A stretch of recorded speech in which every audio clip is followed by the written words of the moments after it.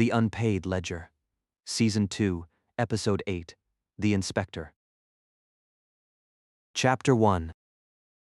The hotel bar on Whitmore did most of its business at night, which made it the right place to meet a federal investigator at noon. 2 men in suits at the bar, 3 empty tables, a woman alone in a booth working a laptop. The light was flat and nobody in the room looked good in it. Caruso was at a corner table when I came in. He looked up once, registered me, and went back to his coffee. He didn't stand, didn't wave me over, and let me find him. I'd been running the quiet drill since the parking garage. Hotel lobbies were dense, 60, 80 people moving through in any given minute, plus the staff, plus the guests in the rooms upstairs. I'd picked the bartender as my anchor target on the way in, held him through the lobby and into the bar, and the rest of the building had dropped to a low hum I could ignore. I sat down across from Caruso. The bracelet had him before I'd settled into the chair. I hadn't picked him as a target. The bracelet had done it on its own, as it had been doing for a week. He was clean, but he was carrying weight, 8 months of it. Long days and bad sleep. The specific kind that came from working a case nobody had asked him to make and nobody was helping him close. No costs, no placements, nothing the Bureau or anyone like it had done to him. He'd built every pound of it himself, deliberately. And he wasn't going to set any of it down until the work was done. I filed that and met his eye. "Mr. Vance," he said. "Inspector." I sat. He pushed a folder across the table without opening it. "I'm not going to walk you through what's in there," he said. "You either know already or you're going to learn. What I want from you is whether we're going to get in each other's way." I left the folder where it was and asked him what Voss had told him about me. He gave it to me straight, that I wasn't a problem for what he was doing, that I might have information he couldn't get on his own, and that my track was separate from his. If he pushed on it, he'd lose more than he'd gain. That sounded like Voss, I told him. Caruso said she didn't waste words, drank some of his cold coffee, and laid out his case, 8 months of work on the financial trail. Authorization codes and cross-jurisdictional fraud. 2 deaths that looked like something other than what the paperwork said they were. He had a prosecution-viable case against Arthur Rhodes and was going to file it in 90 days. Then he added the part he wanted me to hear out loud. "I also have a file on you, Mr. Vance. I haven't decided what to do with it. That's not a threat, but that's a fact." I let it sit. He waited to see if I had more, and when I didn't, he went on.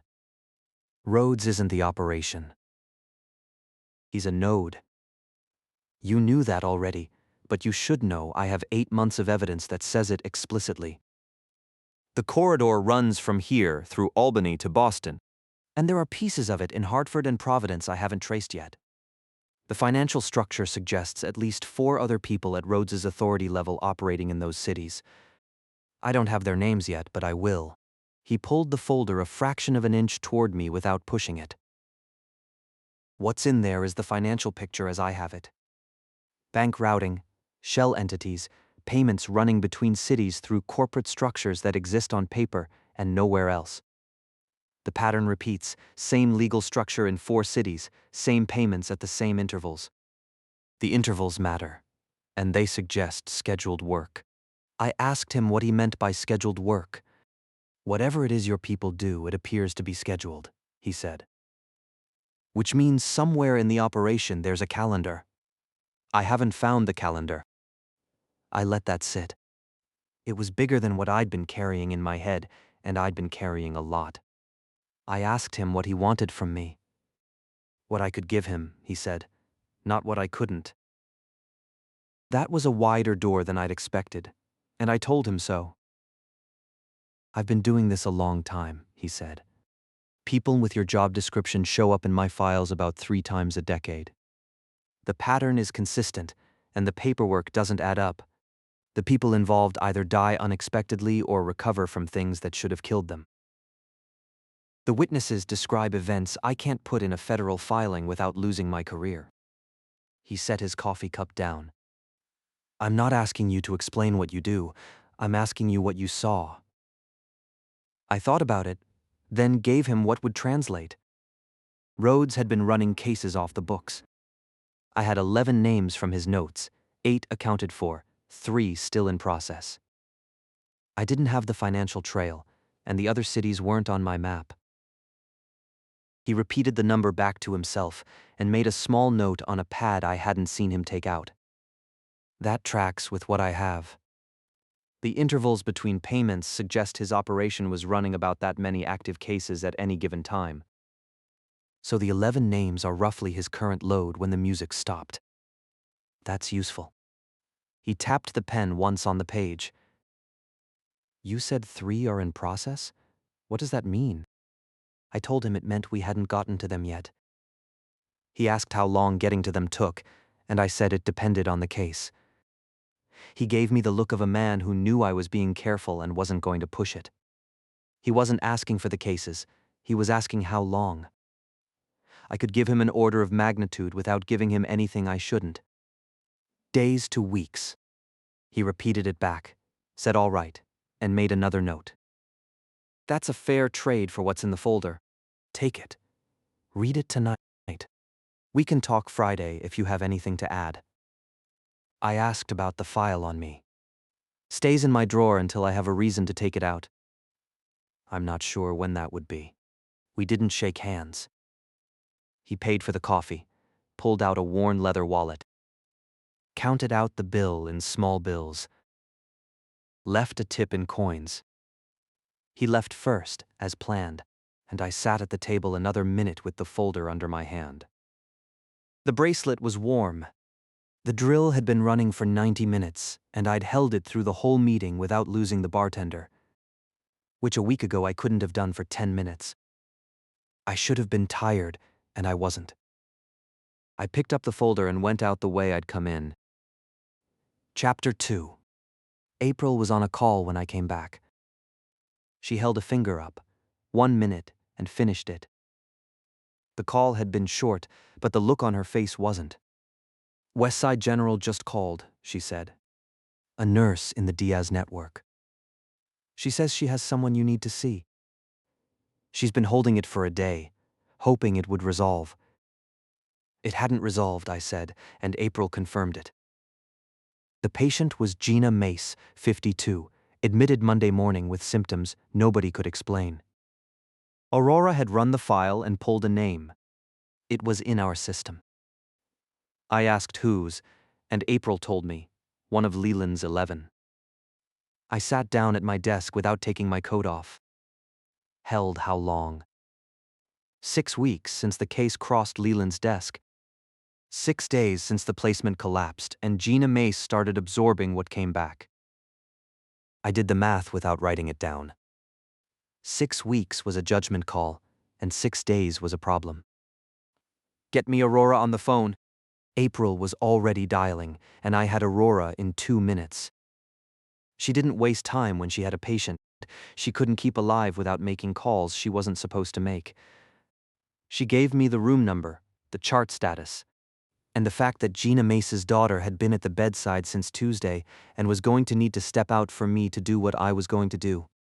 Aurora would handle that. I told her I'd be there in 20. I hung up. April was watching me out of the side of her eye. Questions she wasn't going to ask. She offered to call Leland for me. I told her no. I'd call her after. I went down the back stairs to the Taurus. Eddie was in the passenger seat by the time I'd shut the door. The Caruso folder was on the seat between us, and I moved it to the back without thinking too hard about why. I drove east toward West Side. The hospital lot was 3/4 full. I parked near the south entrance, the one Aurora had told me to use, and went in past a security guard who waved me through without looking up. I rode the elevator to the 3rd floor with 2 orderlies and a man in a wheelchair, and the bracelet picked up all of them on the way up, orderlies clean. The man in the chair carrying late-stage cancer he'd made peace with, and I let them all go on the 3rd floor. Aurora met me at the nurse's station, tall, mid-50s, competent in the manner of people who had stopped explaining themselves. She walked me to room 312 without speaking. The daughter was in the hallway already, on her phone, and Aurora put a hand on her elbow as we passed, and the daughter didn't look up. I asked how long the daughter had been on the phone. Since the chart pinged, Aurora said the husband was at work, and she had been keeping him updated by the hour. I asked if she knew I was coming. Aurora had told her the specialist needed 15 minutes alone with her mother, and the daughter had accepted it and would go for coffee. We stopped outside 312, and Aurora handed me the chart. I gave it back without opening it. I'd already had what I needed from the doorway. I asked her how Gina was doing in there. Tired, Aurora said, frightened, in pain in a way she didn't have words for. The day shift had been calling it metabolic, and the night shift had been calling it neurological. And the truth was that everybody who'd looked at the chart since Monday knew they wouldn't be able to tell Gina what was wrong, because they didn't have a category for it. I asked how many of these she had sent me. I was the third. The first two had gone to other people before she had known about me. I asked if they'd lived. One of them did. I let that sit and she didn't fill it.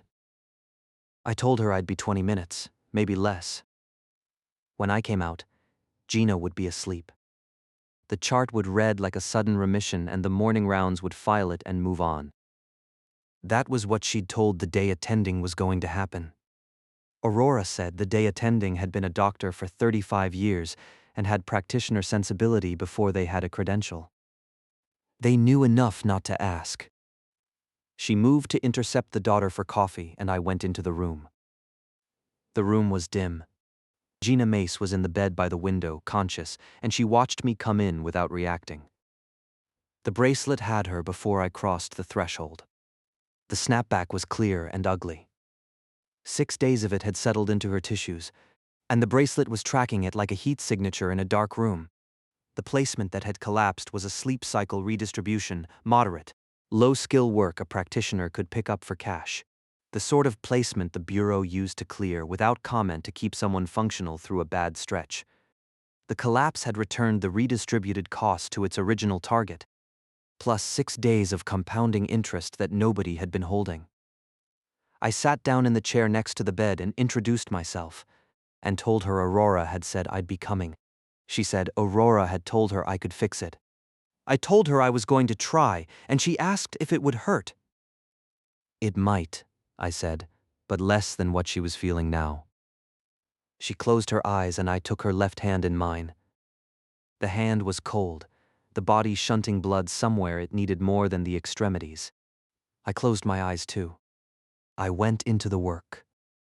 The cost was where it should have been, settled in her chest, threaded into the spine, distributed in the diffuse pattern that snapbacks took when they'd been running a few days. The bracelet was already pulling.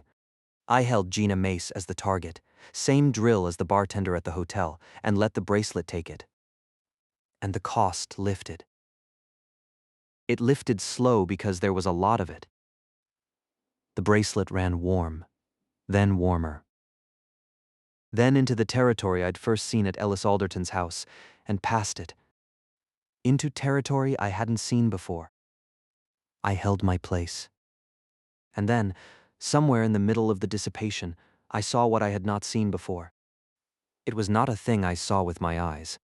The closest I can get is to say I felt it, same kind of feeling I had been working with my whole career, but the bracelet had given me a second channel underneath the channel I knew. I had been feeling the cost. For 40 seconds I'd been with it, watching it lift, watching the bracelet absorb the structure. That was the channel I knew about. The other had been there the whole time, and I had not had ears for it. Underneath the cost, underneath the weight of it, underneath the architecture I'd been working my whole career, there was a pattern. Not the cost. Something inside the cost or beside it. Or carried by it as a current carries a leaf, and structured, and organized, and old. It moved, but not how the cost moved. The cost was being absorbed. It was going where I sent it. the pattern underneath was on its own track, moving towards something else. And it had been on that track before I touched Gina Mace, and would have stayed on it if I hadn't. I kept my hand on Gina's hand, and the work running, and I let the second channel come in without trying to grab at it, because trying to grab at it would have broken the work. And the work was what Gina needed. For 1 second, the pattern resolved. I caught a fragment, one unit of it. A piece of something larger, one syllable of a sentence in a language I'd never heard. It was not a word.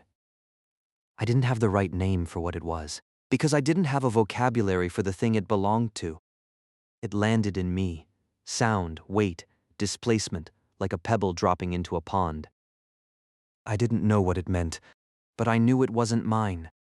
And I knew it was old, past anything I had words for. My free hand had gripped the rail of the bed without my telling it to. My breath had stopped somewhere in the middle of the dissipation. And I had to remember to take the next one, and the next one was deeper than I wanted it to be in a room with Gina Mace asleep next to me. I covered and held the work, and I knew it was part of a longer thing, the way a single note belongs to music it was lifted out of. There had been one before it, and there would be one after it, and neither of them had been routed through me. What I had caught was incomplete on both sides. The bracelet pulsed once against the inside of my wrist, sharper than warmth. A thing I felt in the bone of my forearm rather than on the skin. Something in it had recognized the fragment, and the bracelet had never done that before. The pulse went through my pulse and into the work, and the cost finished lifting. And the structure dissipated, and Gina's hand went looser in mine. I held my place another count of 3. I wanted to be sure, and I was. When I opened my eyes, Gina Mace was asleep. Her color had come back. The chart at the foot of the bed was going to red like a sudden remission nobody could explain. And the doctor on the morning rounds was going to file it and move on. I let go of her hand. I sat in the chair another minute. The fragment was sitting in me, a coin in a pocket I'd forgotten I'd put it in. Whatever it was real, and it was going to keep being real. It was something I had to think about, but not now and not in this room. Aurora came in, looked at Gina and then at me, and nodded once. She asked how long. 48 hours, I told her. Gina would sit up. 3 days, they'd release her. She wouldn't remember much about the last 6 days, and that was normal. Aurora thanked me, and I told her yeah. I walked out of room 312 with Eddie behind me. The daughter was coming back down the hallway with 2 coffees and didn't see me. The husband would hear in 20 minutes that the doctors were calling it a remission and didn't know why, and he would come down. I rode the elevator down with 2 doctors and a man delivering flowers. And the bracelet picked up all of them. And I let all of them go on the ground floor. Outside, I didn't go to the Taurus.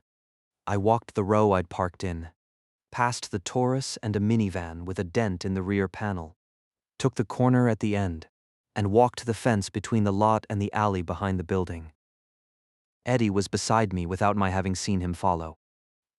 The bracelet was still pulled to Gina Mace upstairs in 312, held as it had held the man in 2A across the city last week.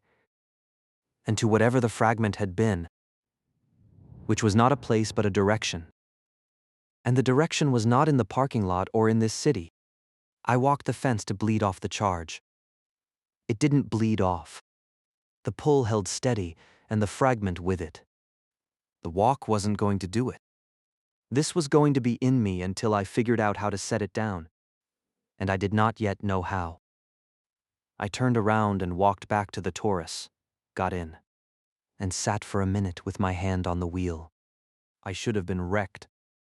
The pull had run hot for 10 minutes, and the snapback had been 6 days deep. 4 months ago, that would have put me in bed for a day. I'd been doing this for 2 hours and was going to drive across the city next. I noticed it without examining it. The fragment was in me, and I had somewhere else to be. I started the engine. Chapter 3. Leland's people kept a back office in a low building on Glenwood. Behind a sign that said Sterling Underwriting and didn't mean what the sign said. I'd been there twice, both times by appointment. Today wasn't. I parked in the lot behind the building, where I always parked, and went in through the door at the side. The receptionist was a woman who didn't act like a receptionist. She looked up, saw me, picked up a phone, said 2 words, and put it down. Through the second door. She's there. The hallway was carpeted in industrial gray. The walls painted to disappear, and the numbered offices didn't have numbers on them. Anyone who got past the receptionist already knew where they were going. The second door opened on a small conference room with a long table and 4 chairs. Leland was in the chair at the far end, with a folder open in front of her. I didn't sit. I gave her the name, Gina Mace. She knew, and said so. I told her, 6 days hospitalized, and she knew that too. The case had been on her desk 6 weeks. She didn't deny it. I asked her to tell me why, and she closed the folder. The placement was light. The practitioner who placed it died last spring, and the client had already moved out of the area. I projected an 80% probability that the placement would dissipate naturally over 6 to 9 months without intervention. I had 11 cases to manage and limited bandwidth. I prioritized the ones with higher acute risk. Gina Mace was on a list. I asked her what she meant by a list, and she told me the list of cases she was watching and not actively managing. The list existed, and I could see it if I wanted. I told her that wasn't what I wanted, and she said she knew. She let me have the silence. She wasn't going to fill it for me. She was tracking me. I could feel it. Someone studying the side of your face. She didn't have a bracelet, and she didn't have what I had. But she'd been doing this work longer than I had, and she'd developed her own ways of taking the temperature of a room. Right now, she was taking mine, the Caruso meeting, the hospital. The thing I was not telling her about. She wasn't going to ask. But she was going to file what she saw, and I was going to walk out of here knowing she had filed it. And that was part of the conversation we were having, even though neither of us was going to name it. You held a case, I said. It went bad. A woman ended up on a hospital ward, absorbing a snapback nobody was holding for 6 days. You didn't call us, and you didn't flag it. You watched it on a list and your projection was wrong. She said, yes. I asked her if that was all she had. An apology, she said. She'd give it to me. She'd made a bad call, had the data to make a better one, and hadn't run the analysis. She was sorry. It sounded like an apology, and the shape of the words was right. I asked her how many cases she was holding right now that she hadn't told us about. She looked at me a moment, then opened the folder. She said 3, and I let the number sit. All 3 are below the threshold I would have called you on a week ago. Gina Mace was below that threshold a week ago. I can give you the 3 names along with the data I'm using to project them, and you can decide which ones you want to work. I told her she should have given them to me before Gina Mace, and she said yes. I said she didn't, and she said no. I stood at the end of the table. I'm done with this, I said. Until you can tell me what you're holding before it goes wrong, instead of after. I'm not going to be the second pass cleanup. That isn't the deal we made, and it isn't a deal I'd have made. She said all right. I asked her if that was all she had, and she put both hands flat on the folder and gave me the only piece of the conversation that took more than a sentence to deliver. I won't argue you out of it. You're right. The argument I'd make is that the work I'm doing is making your life easier in ways you don't see. And you'd say back that the work I'm not doing is making it harder in ways I don't see. And we'd both be correct. So I'll skip it, and the arrangement is suspended. When you want to come back, I'll be here. I'll keep the 3 cases stable until you do. I won't add to them. I told her not to sell that to me as a favor. She said she wasn't selling it as anything. She was telling me what she'd do. She watched me a second longer, then said my name. I waited. Whatever happened to you between this morning and right now, I'm not asking. But you should be careful with it. I didn't answer. She didn't press and went back to the folder. I walked out. In the hallway, the receptionist was on her phone, and she didn't look up. And I went out the side door and across the lot to the Taurus. The fragment was still in me. The whole conversation had been happening in a smaller compartment than the one the fragment was in, and I'd been talking to Leland about a held case while the ground under my entire profession had been shifting. And Leland hadn't known, and nobody in that building had known, and I wasn't going to tell anyone today. I got in the car, and Eddie was already there. He said, "Yeah, that tracked," and asked if I was okay. I told him no. He let it sit. I started the engine, but I didn't drive yet. Chapter 4. I drove south out of the lot and pulled into the first parking space I found, which was a strip lot in front of a closed dry cleaner 2 blocks down. I cut the engine. The lot was empty. The afternoon was thin and gray, February with no commitment to snow.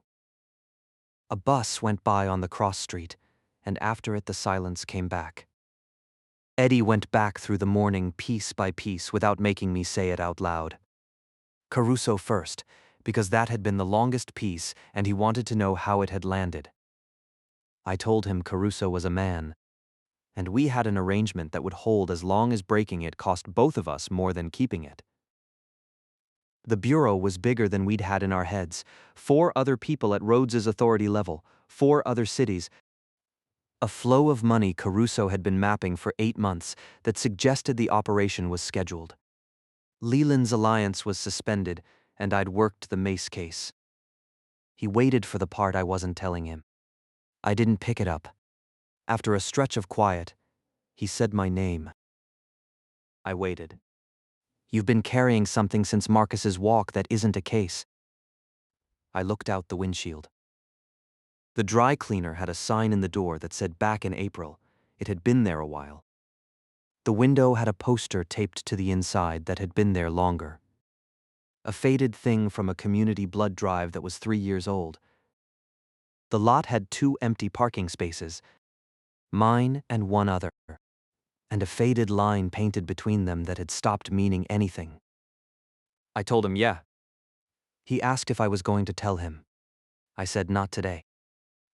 He was quiet for a moment, then said, "All right." He didn't push. He had figured out a long time ago when to push and when not to, and this wasn't the moment for it. I was grateful and didn't say so. He knew. I sat with my hands on the wheel and didn't drive. The fragment from Gina Mace's room was still in me. It hadn't faded. A catch was something I held for a minute and let go of. The fragment was different, a memory I hadn't asked for and wasn't going to forget. I had been doing this work for years. Every cost I had ever cleared had carried this.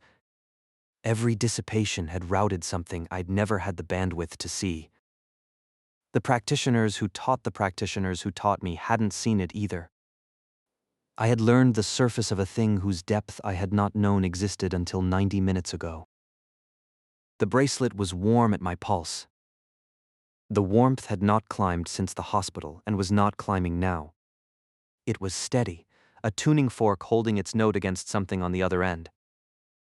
The radio was off, and then it came on, not on. Exactly.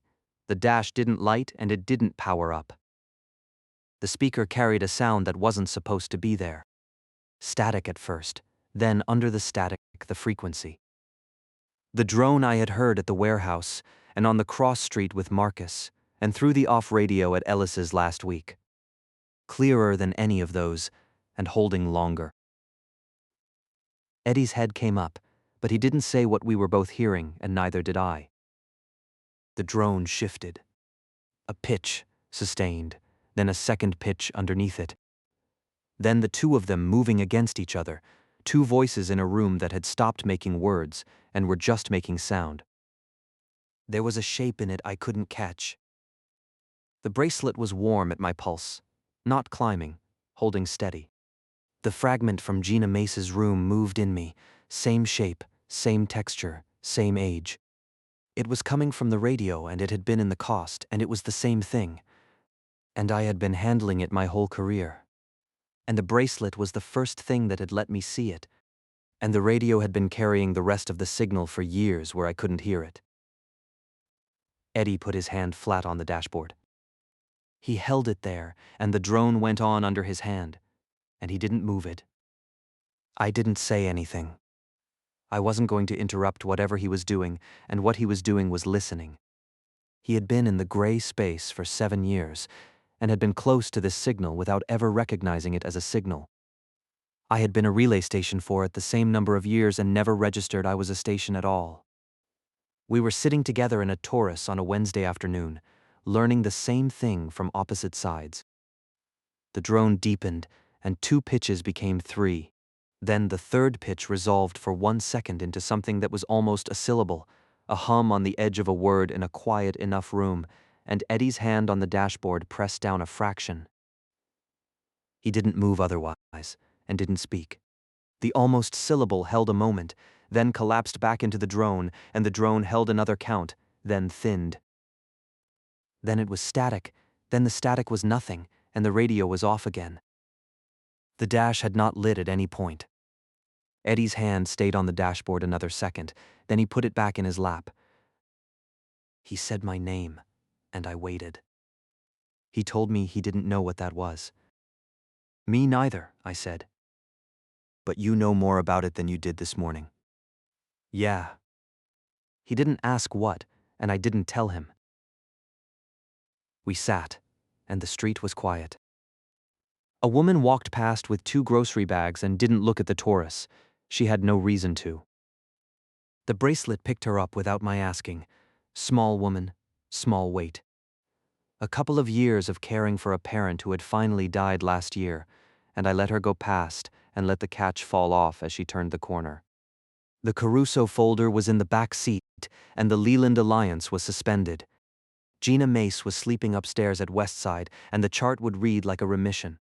3 cases were sitting on a list at Sterling Underwriting, and Leland was holding them, and I trusted her to hold them, and I didn't trust her further than that. And under all of it, the fragment, which I had not asked for and was not going to lose.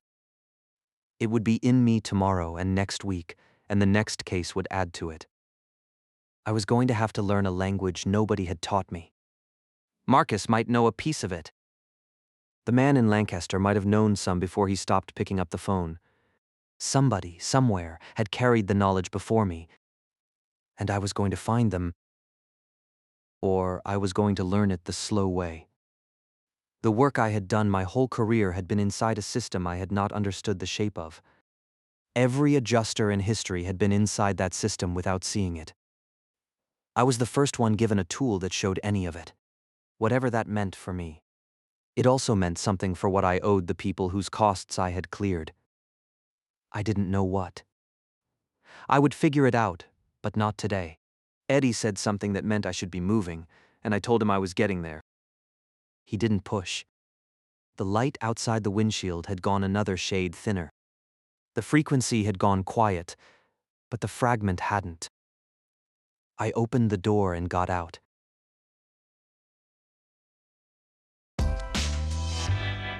Chapter Guild, Stories for Your Mind.